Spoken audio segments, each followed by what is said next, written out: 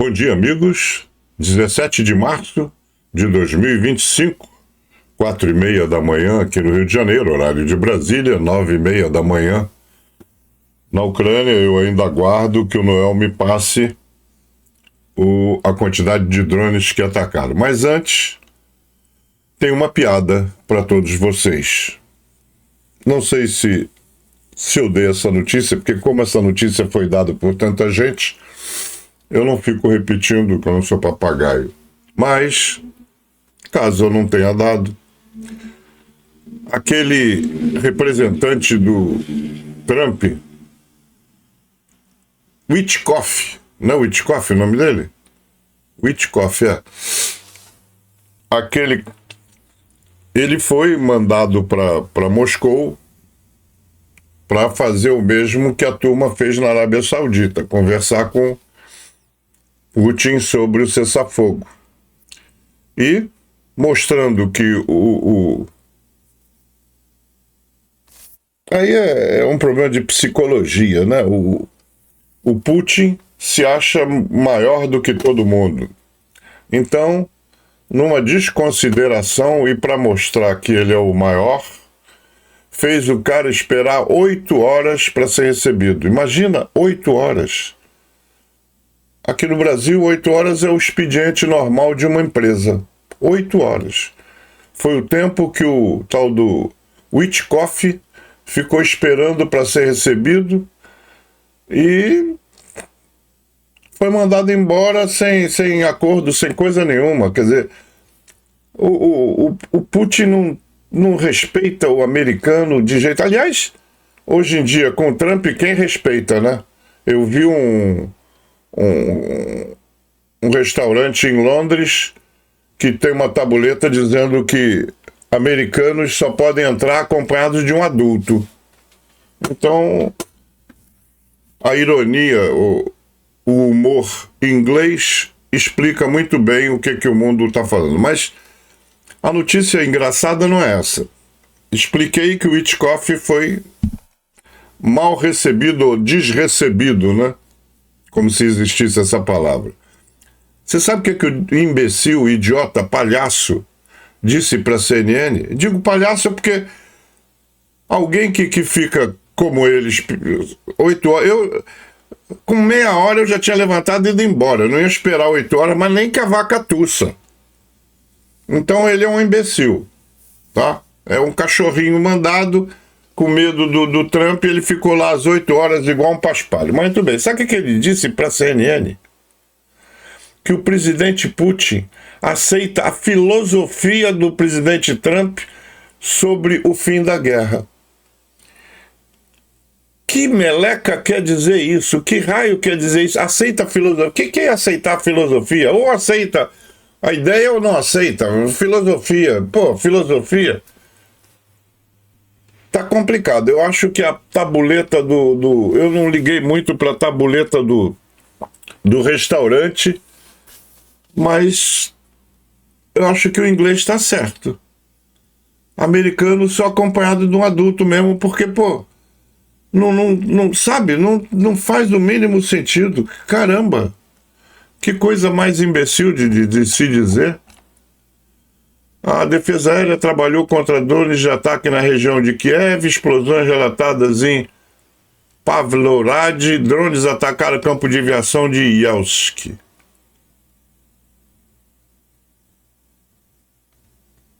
Yelsk é aqui embaixo, ali ao lado do Mar de Azov. Tá vendo aqui? Deixa eu ver. Cursor aqui. Aqui é o campo de aviação de Yeisk, tá? E foi atacado por drones. Fora isso, não tem muita coisa aqui, não.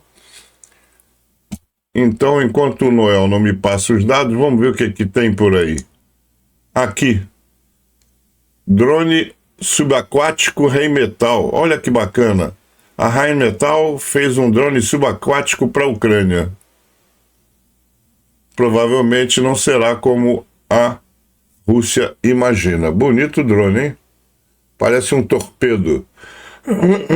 Desculpa. Essa notícia aqui é show.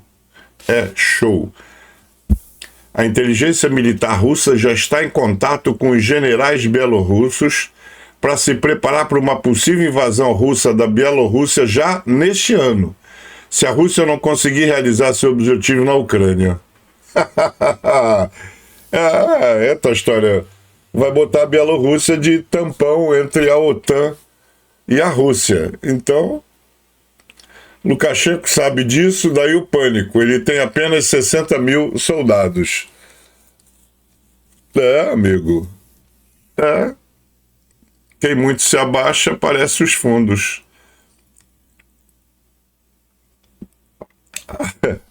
Como é que o outro falou? Filosofia de paz, né?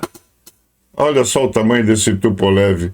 A inteligência do Reino Unido relata que a Rússia está atualmente armando 18 bombardeiros estratégicos Tu-95 com mísseis de cruzeiro. Essas preparações indicam um ataque massivo às cidades ucranianas essa noite. A Rússia não leva nada a sério, exceto a destruição da Ucrânia. Amigo, não tá fácil não. E aqui é a viatura do Noel. Ele ainda não acordou, que eu saiba. Tá vendo? Good night, sleep well, see you tomorrow. Vamos dar um refresh para ver se o jovenzinho acordou. Opa, acordou. Acordou. Então tá aqui. Já podemos.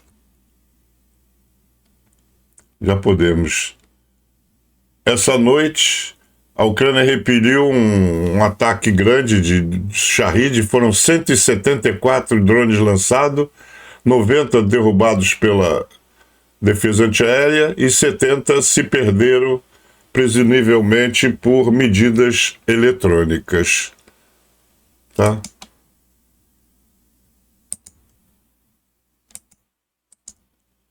Muito bem, então podemos passar as baixas. As baixas foram 1.210 soldados,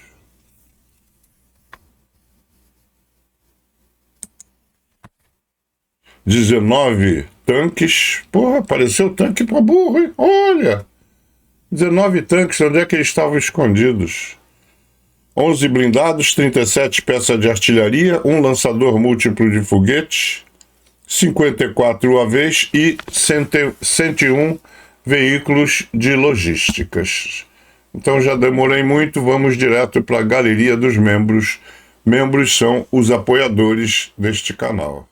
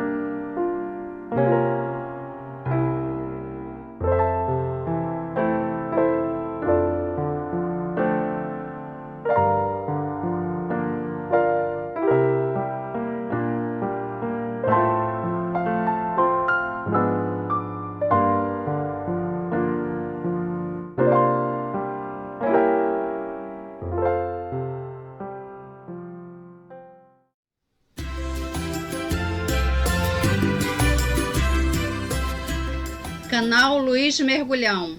Um canal só é tão bom quanto as verdades que diz. Tiago é um dos membros do canal. Tiago e Vitor são os que mais colocam notícias lá porque eles estão na Europa, né? Aliás, acho que grande parte dos membros do canal são da Europa, são portugueses. Mas Tiago está na França e o Vitor em Genebra, na Suíça. O Thiago colocou 2 artigos enormes. Eu só vou ler um deles hoje, de repente leio o outro amanhã, porque senão fica muito... Eu não gosto de dar esse tipo de opinião. Vocês veem que eu evito de dar a minha opinião, né? Eu mostro os fatos e todo mundo vai pensando igual. Eu acho... É meu estilo, né? Vocês querem opinião, vão lá no Mundo Revolução, que o barbudo lá tá dando opinião à vontade. Uma hora dá opinião para um lado, uma outra hora opinião para o outro. Agora ele tá contra Bolsonaro, e sei lá. Por isso é que eu não gosto de opinião, tá? Então ninguém sabe a minha opinião a respeito de estar a favor ou contra esse ou aquele. Não interessa. Opinião, cada um tem a sua. Mas, como tá todo mundo, inclusive o Peter do Mundo Revolução falou nisso ontem, está todo mundo falando no problema de Kursk e do fato de que o americano entregou de bandeja Kursk para o russo, não sei o quê. Vou ler esse artigo que o Tiago mandou da França. Opinião. Os Estados Unidos colaboraram com a Rússia para a recuperação do Oblast de Kursk. A derrota da Ucrânia em Kursk pode ter sido resultado de um acordo secreto entre Estados Unidos e a Rússia, semelhante ao Pacto Molotov-Ribbentrop de 1939. A história se repete.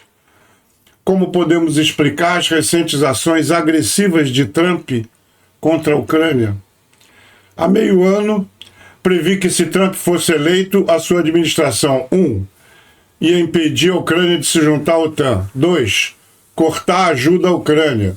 3. Obrigar a Ucrânia a entregar território à Rússia, congelando a guerra ao longo da linha de frente. Mais ou menos o que foi feito em 2014. Até o momento, 2 dessas metas foram alcançadas. No entanto, o terceiro é mais desafiante. Putin está relutante em congelar a guerra na linha de frente, porque isso significaria perder parte da Rússia. Por essa altura, já deveria ser óbvio para todos que Trump não tem qualquer consideração pela Ucrânia. Para ele, a Ucrânia é apenas um obstáculo à sua relação forte com a Rússia. Para eliminar esse obstáculo, deve primeiro garantir que a Rússia recupere o controle da região de Kursk, para que se possam iniciar as chamadas negociações. E como é que ele está a fazer isso? Primeiro, Trump cortou o fornecimento de armas no momento mais crítico, no momento em que a Rússia lançava uma grande ofensiva sobre Kursk. Deixou os ucranianos cegos sem ver essa movimentação de tropa. Segundo, interrompeu a partilha de informações vitais com a Ucrânia. De acordo com a revista Time, essas ações foram devastadoras para a Ucrânia, resultando na morte de centenas de soldados ucranianos com as piores perdas em Kursk. Esse sangue coloquem na conta do Trump. Então, Trump e Putin são os 2 assassinos responsáveis por a morte desse pessoal inocente. Vamos continuar. Portanto, aí está. Trump está deliberadamente a paralisar a Ucrânia para que a Rússia possa recuperar Kursk. Quando isso acontecer, ele terá preparado o terreno para a capitulação da Ucrânia sob seu chamado Acordo de Paz. Assim que Trump eliminar o problema ucraniano, estará livre para se reunir com seu bom amigo, o criminoso de guerra Putin, e reconstruir uma relação entre Estados Unidos e Rússia. O acordo entre os Estados Unidos e a Rússia poderá ser um moderno pacto Molotov-Ribbentrop. E parece que eu tinha razão sobre Trump ajudar a Rússia a recapturar Kursk. Então, a surgir relatos de soldados ucranianos alegando que as forças russas em Kursk têm subitamente coordenadas extremamente precisas para as localizações das tropas ucranianas, logística e depósito de munições. Então está claro que os americanos, o Pentágono, passou informações das posições ucranianas para os russos poderem bombardear. Insistem que isso não pode ser uma coincidência e que a administração de Trump está a tentar entregar Kursk à Rússia antes do início das negociações como parte de um acordo secreto com a Rússia. Não me surpreenderia se o recém-nomeado diretor dos Serviços de Informações Nacionais, Tulsi Gabbard, um conhecido simpatizante russo, estivesse a partilhar informações confidenciais sobre as posições das tropas ucranianas em Kursk com a Rússia. Há várias semanas, o Político, um jornal, noticiou que as agências de inteligência estrangeiras deixaram de partilhar segredos com os Estados Unidos, citando a administração de Trump como altamente pouco confiável. Agora, as coisas podem ser ainda piores. Como disseram os soldados ucranianos, os russos em Kursk, de repente, sabendo tudo sobre as nossas forças ali, não pode ser uma coincidência. E a prova cabal? E aqui fica o texto de Robin Rochefort, um veterano e uma voz importante na estratégia militar. A 24 de agosto de 2024, as forças ucranianas tornaram-se a primeira nação a ocupar território russo desde a Segunda Guerra Mundial. O ataque foi um ataque em massa à região de Kursk, com a intenção de distrair as forças russas para afastar as forças do Donbás, onde a guerra de desgaste estava a desgastar as defesas ucranianas. A Ucrânia conseguiu manter Kursk graças à inteligência de alta qualidade dos Estados Unidos, que forneceu informações em tempo real sobre os movimentos das tropas russas e o posicionamento da artilharia. Essa inteligência vital permitiu à Ucrânia localizar as forças russas, pois os olhos no céu detectavam cada movimento e combatiam-nos quase instantaneamente. Para a Rússia avançar, era preciso cegar a Ucrânia. A 27 de fevereiro de 2025, um general russo em Kursk disse a um dos seus coronéis que a sua ofensiva estava à espera que a vigilância ucraniana caísse. O coronel contou isso à sua mulher, que contou então à sua melhor amiga, que o transmitiu à minha fonte na Europa de Leste. Se for preciso, sugere que a Rússia sabia que Trump iria cortar o suporte dos serviços de informação antes do seu anúncio oficial a 3 de março. Isso não é suficiente para condenar, mas é suficiente para justificar um exame mais detalhado. A Ucrânia e a Europa devem saber em quem pode confiar. Ontem falei na Alemanha. Um gigante adormecido acordou. Hoje, outro gigante adormecido, a França, despertou. Então, isso, pelo menos, é uma coisa boa que o Putin está conseguindo fazer. Acordar esses gigantes adormecidos. Isso é um cartaz em Londres na manhã de ontem.